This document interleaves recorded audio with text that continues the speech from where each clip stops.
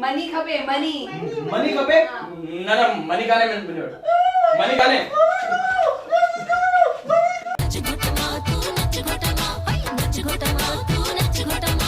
सब खां पहिरीं साईं झूलेलाल जेके नमन कयूं ऐं पंहिंजे दिल के खुशबूदार गुलनि सां हिकु चमन कयूं। उन्हनि जो बि सम्मान पिण कयो वियो, जंहिंमें मुख्य हुआ राजन हिंदूजा जी जो सम्मान। अरे लाइव चैनल हो ना, शो चले तो मुझे तो हिना के किया सर्टिफिकेट प्रोग्राम में